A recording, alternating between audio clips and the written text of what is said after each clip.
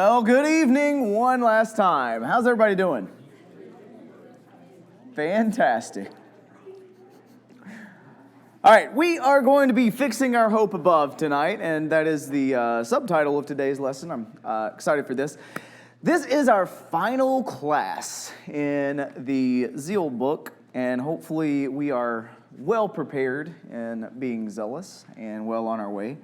Got one more thing to tidy up about this, and hopefully we'll have a little bit of time to kind of recap some of everything that we've talked, maybe not every single thing we've talked about. We've talked a lot. But we'll discuss some of these things, and hopefully that could be helpful. Before we begin, Robbie Bellwood, are you up for leading us in prayer? Thanks. Father in heaven, for this day you've given us, we're mindful of your creation and days like this. Thank you for Jason and help us be more zealous for you and your son and just doing your work. Time and effort and study that we do more. Thank you for our church family here and all the members that were able to make it today. We just pray that traveling or sick, they'll be with us again. Praise you and thank you for loving us. Amen. Thank you very much. So we are in this final lesson, fixing our hope above. The verse that is listed at the top of this is kind of the theme verse of the lesson, and there's a lot that we're going to pull from this and glean from it, but would someone let's try that again. Would someone care to read 1 Peter 1:13 for us?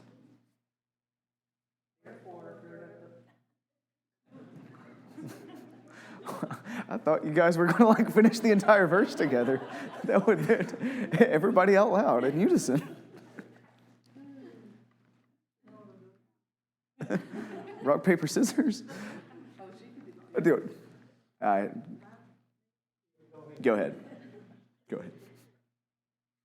Wherefore, gird up your loins, the loins of your mind, be sober and hope to be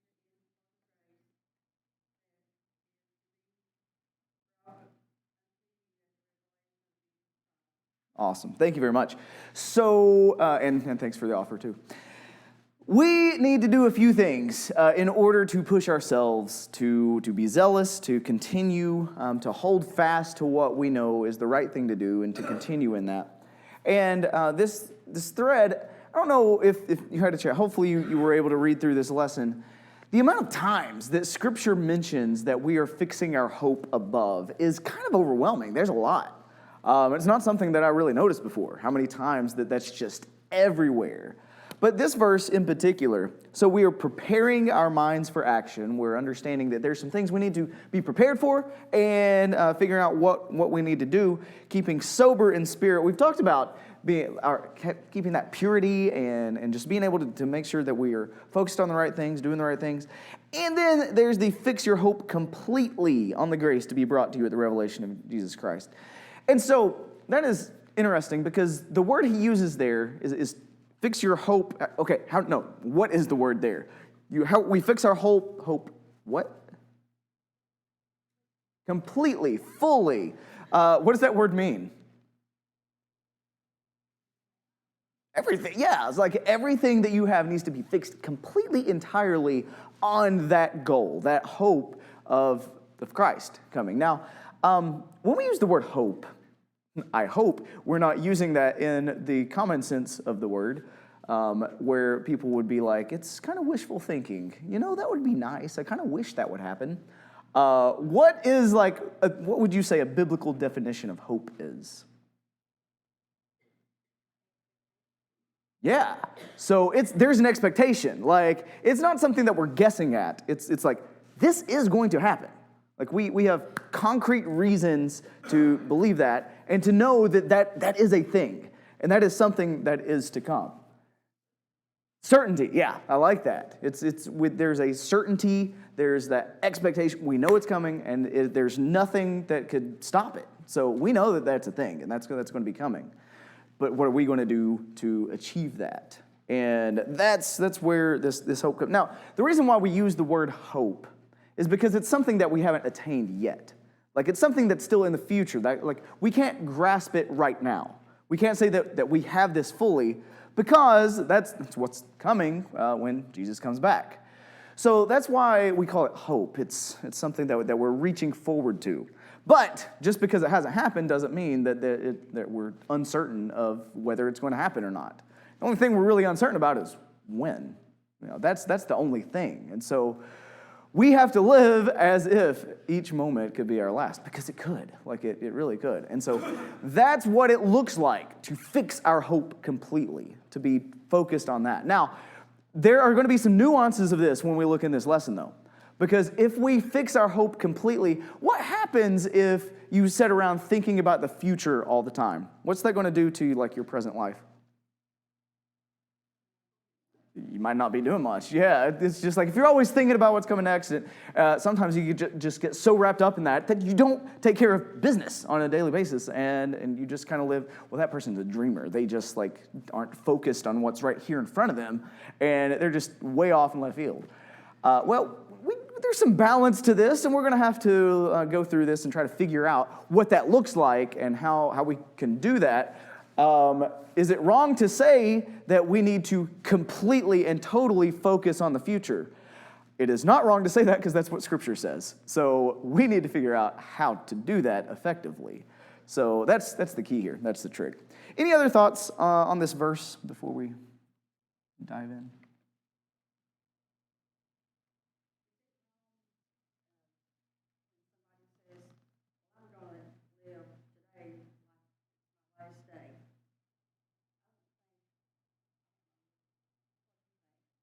Well, okay, what do we think? People say, like, using the phrase, I'm going to live today like it is my last day. What do you guys think about that?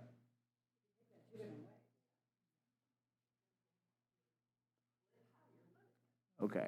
Yeah, I think so. And I think that's the distinction. It's like, what do you mean by that? And what are you focused on? Am I focused on, I want to, like, get every bit of enjoyment out of everything that I can possibly, and, whatever the consequences are for other people, whatever? Or is it like, this really could be my last day, and the Lord has me here for a reason, and I'm going to live up to the final moment doing the Lord's will and doing everything I can to accomplish that. And so, like, there's a completely different attitude, I guess, in our approach to the answer to that. Ooh, right, yeah, exactly. And so, yeah, we do see that attitude of, it's all going to go downhill later, so might as well enjoy it now. And that's not exactly the biblical viewpoint of that and what we should have. And so, if someone makes that comment, I think it's good to follow up and be like, what do you mean by that? Like, and let them elaborate a little bit. Because, I mean, it's honestly a good thing to think, the Lord could come back at any moment. And we need to be ready, so let's do what we can to serve Him. Do what? Right, exactly.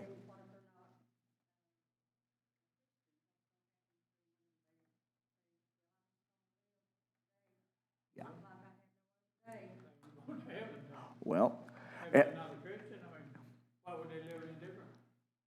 right, and it all comes down to, and I think that we could tie it back into what we're talking about here, where our hope is fixed. Because if our hope is actually fixed on the coming of the Lord and His revelation and Him coming and us attaining that with the Lord, that should change the way that we live entirely anyway. So if that is our focus, then we will be living every moment like it is our last one. I think that sometimes, I don't know, maybe we overcomplicate things a bit. If we're here on the earth and God has seen fit to bless us with life in our body, there's something else that we can be doing, and there's something that we can be involved in, and there's a way that we can live zealously in that moment. Now, taking this and jumping into the first part of this lesson, talks about how there are two intense desires in our life. So we have our zeal, which should be strong. It should be like pushing our lives. But we also have hope. And so zeal and hope should be aligned in the same directions. If our zeal and our hope is not aligned in the same direction, that is going to be disastrous. What did Jesus say about serving two masters? Yeah. You can't do it. Like, you're going to love one, despise the other. And it's never going to work out. So you have to be wholeheartedly devoted, focused in one direction. And the illustration here is like, got two horses pulling on a wagon, and together they pull it real good. But if they go in opposite directions, it rips everything apart. It's not good. So we don't want our life to be ripped apart by desires that are warring against each other. That's why if we're trying to live by the Spirit, if we let our flesh take over, that's taking us in the opposite direction. That's not good. If we are zealous towards our own desires, physical wants, whatever, and we say our hopes in heaven, well, first of all, that's a lie, but it's just not going to work out like that. We have to have that focus on heaven and have the actions that support it that are pushing us in that direction too. So if that's our mindset, I think, as Peter says in this verse, we're going to be a lot better off. And we're going to be able to sustain that zealous living. It's hard to maintain a level of zeal for a long period of time. And hopefully we've talked about some strategies, some things to think about of how to do that a little better. But if we do have our hope focused in heaven, and we think about heaven, and we think about spiritual things, and we think about there's more to this life than what we see, feel, hear, touch, experience, then that's a good way to fix our mind and fix our hope on things above. Any other thoughts or questions, comments on any of that?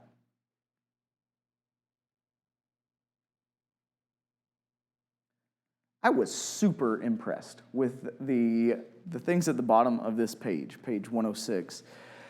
These verses. So we're going to go through and read these. You might just want to turn to a random one and be ready to read when we get there. But whoever gets to 1 Timothy 4, verse 10, first, you can read that. 1 Timothy 4, 10.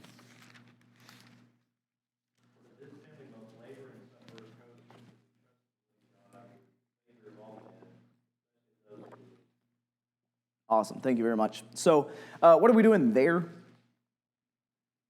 What do we need to do? Yeah. We're like toil and strive. We're laboring. We're working. We're doing things. And he says, because we have our hope, we have fixed our hope. What did your version say, John? Yeah, trusting in the living God. We have fixed our hope on that. That's another way of saying that. So we have trust. And so when you think about it that way, we are focused, even in our actions, our labor, the things that we're doing, we are focused on God. And we have that hope that is fixed on him. And that's really impressive. What about the next one? 1 Timothy 5, verse 5.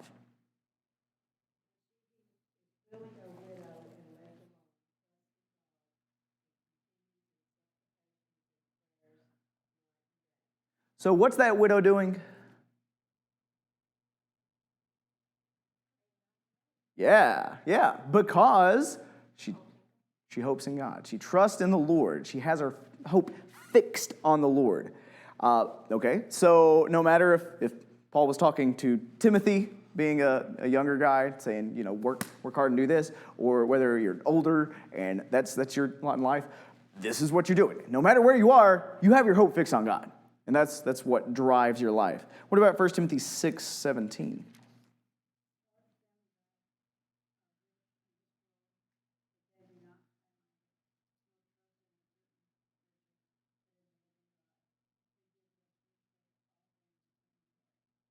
Awesome. Thank you very much. It is really interesting to me that in 1 Timothy, there have been so many times already that he uses that same phrase. Now, depending on your version, it might say trust, or if, like New American Standard does use the words fix their hope. And we see it the other two times talking about fixing our hope on God. But here it's like a negative thing first. Like, don't fix your hope on your own riches. If that's where you are, if you have riches, that's fine. Do whatever. But don't let your hope be fixed on that. Don't be fixated on what you have here physically. Because he says, well, do riches last forever? No. What word does he use? With uncertainty. Yeah. It says that there's uncertainty in riches. Like no matter how much you have, it could be gone at any time. And there's some things that can happen. Even if you have like a great paying job, it might not last. Your health might not last. That job might not last. There could be a worldwide pandemic that shuts down the entire global economy. I mean, like that would ever happen. I would have said that like 3.5 years ago. Be like, what? But yeah, I mean, stuff happens, and we cannot trust in our own riches because we don't know what tomorrow will bring. We have no idea. But what you can trust in is the Lord. And so even if you do have wealth, even if you do have riches, you still need to trust in the Lord. You need to try even harder to be focused on that. All right, what about 1 John 3, verse 3?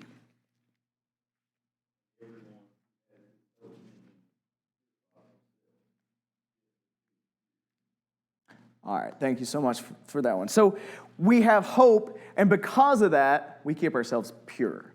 And we've talked about, this has been a recurring theme as well throughout Zeal. We can't have zeal if it's polluted with other things. Like, there has to be purity. We have to have a purified mind, conscience, and all that. So we have hope, and we don't let that be anchored down to anything else.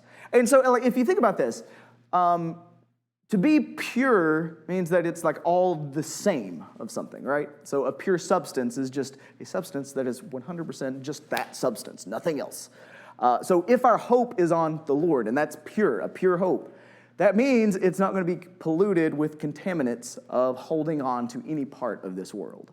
Because what happens is that we can get focused too much, either on riches, on daily struggles, on whatever, and we hold too tightly to things of the world, and we lose hope. And so, purity is an all or nothing type deal.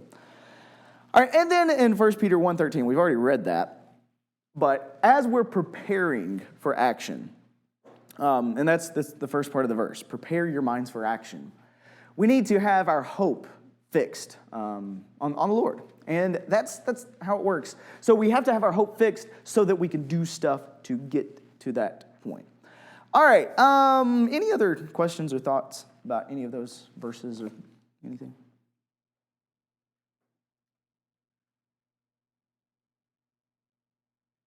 So let's break down this verse a bit. 1 Peter 1:13. And that's what the bulk of this lesson is about.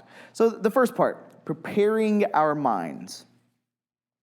And he mentions here that the phrase literally translated is like, gird up the loins of your mind. Very weird phrase. You were probably not using that in everyday conversation. But just imagine you're getting ready to like run, or you're getting ready to like do something like that's real hard. You're going to just like, just tighten up the belt and tuck things in where it needs to be, and then you can move, and then you can do stuff. It's like you are preparing for action. Like you're going to do something, and you need to be ready to do something. We could use the phrase here, turn on your brain. I mean, I guess that works. I probably need to use that phrase more during the day at school.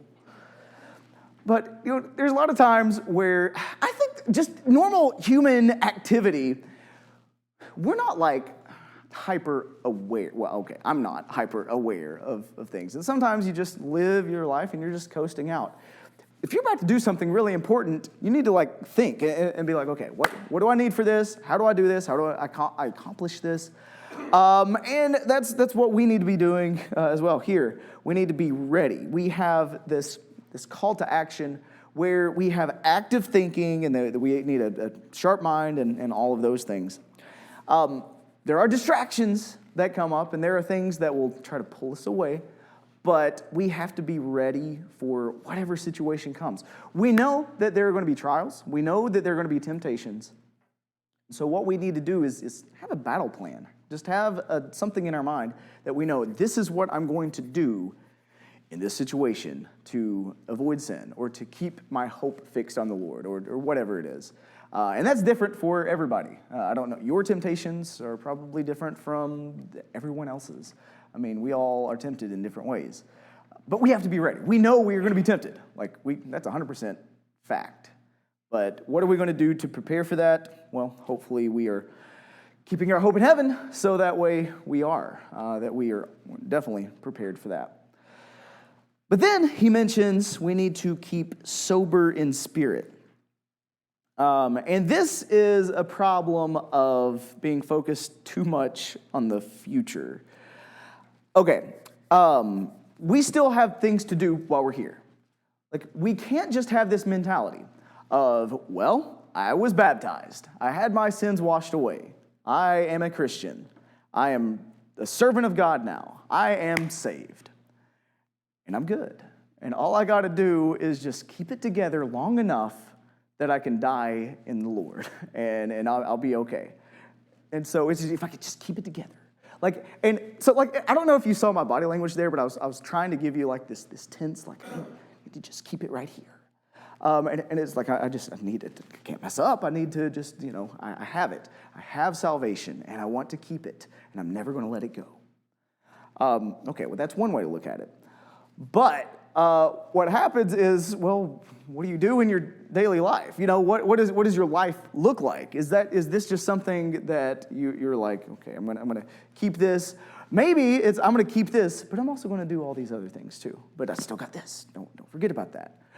And I'm gonna make sure I come to worship services because I know God wants me to do that. And so as long as I keep coming here, then I'm good because I've got that checked off. So that'll get me.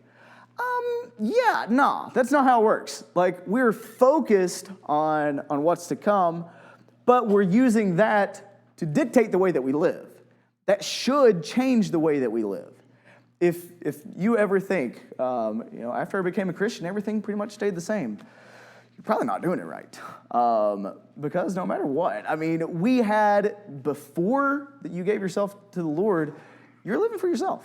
That's just how people live. After you start living for the Lord, your life should look different. And the things that motivate you and all that. So we can't let that hope of what's to come. We can't. Okay, let's go back to the whole live each day like it's your last. It's all right, well, I'm ready to go. This is my last day. So I'm just gonna, all right.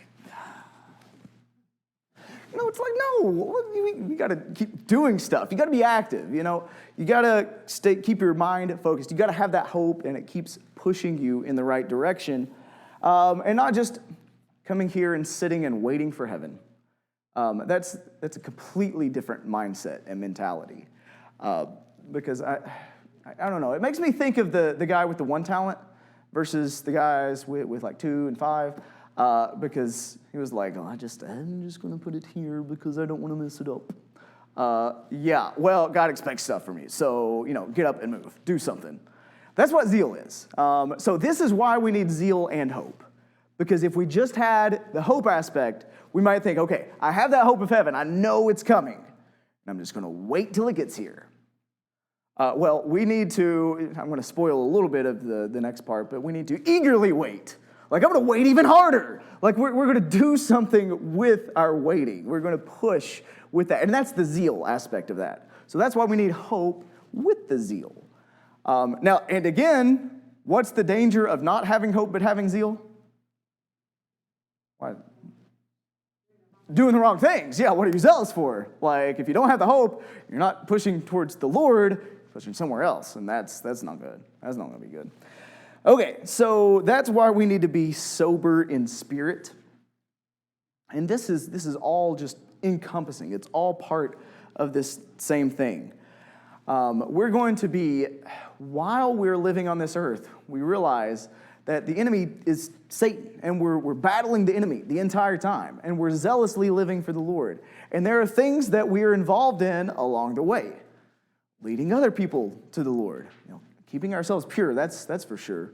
but trying to bring the light to more people and encouraging others and growing stronger in your wisdom and your service and all your trust, all of the fuels that we had talked about before. It's a throwback to a way earlier lesson. But there's so many things that we need to be focused on in that. And so we have to be sober in spirit. We can't have this false sense of security. We can't fall into the complacency of just living life like I've always lived life. Always be looking for ways that you can get better at this, being sober-minded. Any other thoughts on that point?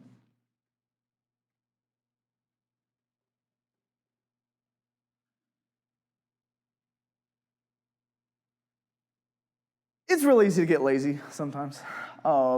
It really is. And especially if you're in an environment that makes it easy for you to be lazy. And that's why it's so important to have people that are willing to just, hit you a little gently but firmly to say, get up, you need to move, you need to do something. What are you doing here? And we need that. We need a little bit of helpful encouragement.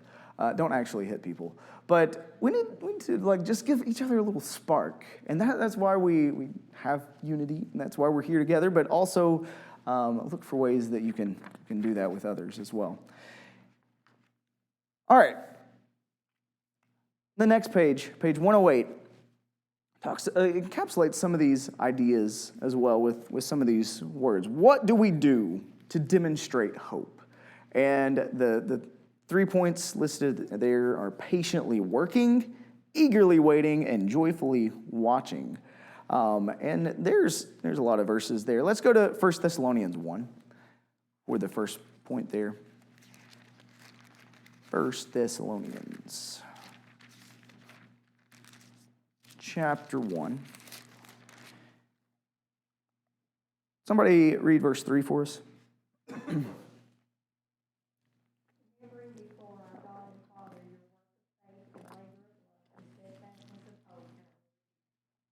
All right, thank you very much. So, it's just listing some of the things that we need to make sure that we're aware of with that the hope that we have in the Lord as well. It's a labor of love, and it's something that we're continually working towards. And I don't know, sometimes it's hard to continue for working for something if you're not seeing the results. You know what I mean? If we truly have our hope in heaven, sometimes it seems like our actions, like what we're doing, it's like, what difference am I making? Like, what was really going on here? Is this actually helping? Like, I'm teaching people the gospel, I'm sharing the gospel, but nobody's listening. I'm doing all this great helpful stuff, and nobody really cares. So maybe this is all just a waste of time. Well, it's an easy trap to fall into. We got to be so careful with that. We need to realize we're not going to see the results. We're not going to see all of the inner workings of everything. And maybe you are teaching people and they're not listening. But you know what you're doing? You're getting the message out there, and that's what the Lord wants. So no matter what happens there, don't be so, I guess we could say, results-oriented, that we think we have to see the results to know if we're being the person that we need to be or not. Like, that's not it. Because our hope is in heaven, we're looking at someone who rewards in secret those who do things in secret, and those sorts of things. So we're patiently working. We have to have a lot of patience with that. It does take so much patience, so be careful. All right, eagerly waiting. It is hard to eagerly wait. Most of the time when I'm doing any kind of waiting, it looks more impatient than eager. Sometimes you get like that. Well, I do anyway. But we need to eagerly wait what's coming. And let's look at the Hebrews passage there, Hebrews 9.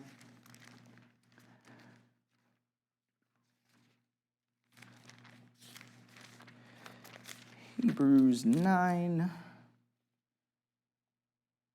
There we go. And verse 28. Someone read that for us. Hebrews 9:28.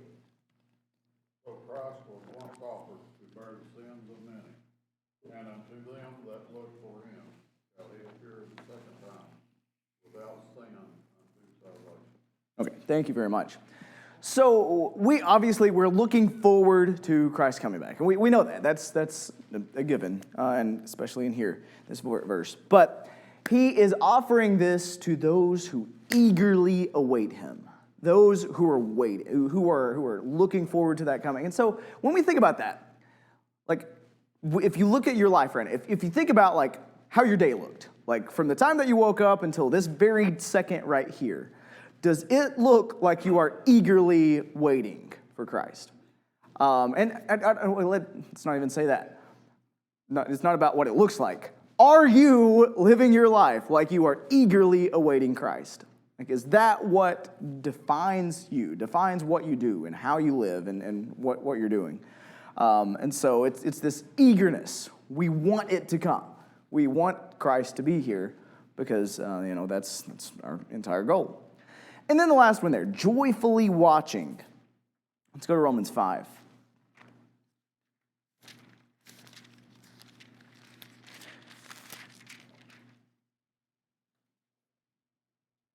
All right, Romans 5. Someone read verse 2, please.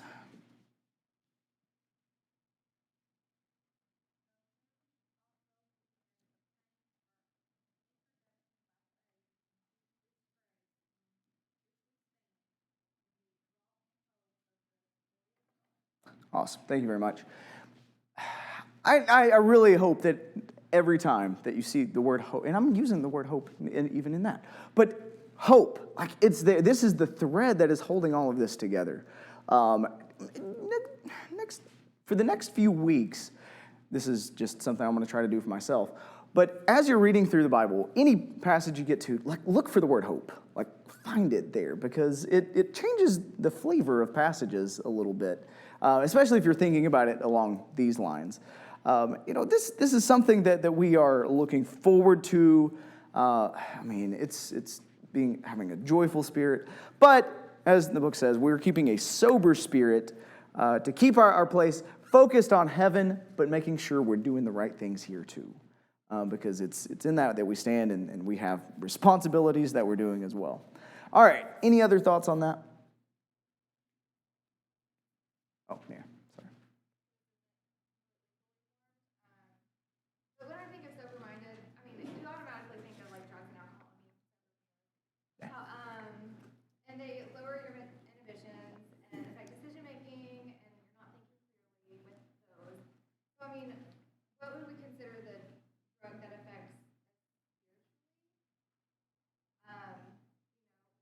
what in our life would cause us to not be sober-minded? And I think overall that's distraction. Some of it is polluting our lives with stuff, but a lot of times it's distraction. A lot of people turn to drugs and alcohol because they don't have hope. They're hopeless. Right.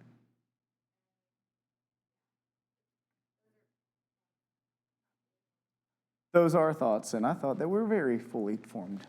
That was great. That is so true because, like, if you think sober-minded, you probably automatically think of the opposite of that. And we use the word sober now to be the opposite of drunk, high, whatever. And if you think this through, what does cause us to become distracted? Materialism, focus on ourselves, whatever it is, temptations. And again, this could be different for different people, but it all comes down to not having our focus completely on the Lord. And so anything can fall in that category of what makes us unsober-minded. So yeah, that's some really good thoughts. Thank you. Any other half-formed ideas? That was a really good idea. I'm just kidding.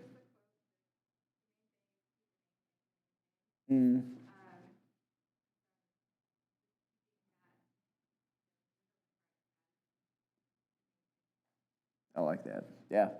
The main thing is to keep the main thing. And that is the main thing. Very much so. All right. This next section, fix your hope on the grace of God. And so we are looking forward to that. We're looking forward to what Christ brings. And this is just a nice little flavor rendition, at the end of this paragraph, the commentator Henry Alford renders the final phrase, which is even now bearing down on you.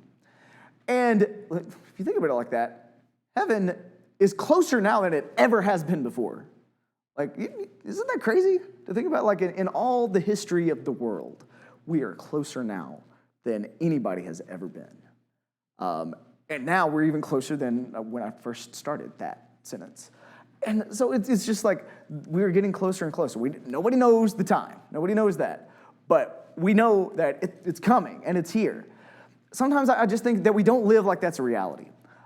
We don't really live in that thought process of, it could be right now. It could be any second. We could be with the Lord. And if we could focus on that more and think about that more, that would help us so much. And I'm talking to myself. Like, I need to dwell on that more. I need to think about that more. And that is one way to really cook your zeal fire there. Anything else on that?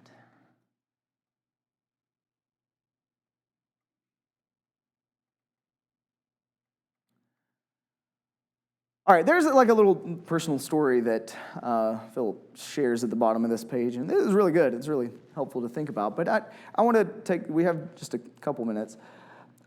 I want to go to a passage in Hebrews 6. This is from one of the questions, question 3.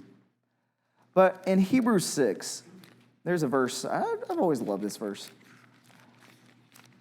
But hit me a little different thinking of it from this standpoint. Someone can read Hebrews 6, verse 19.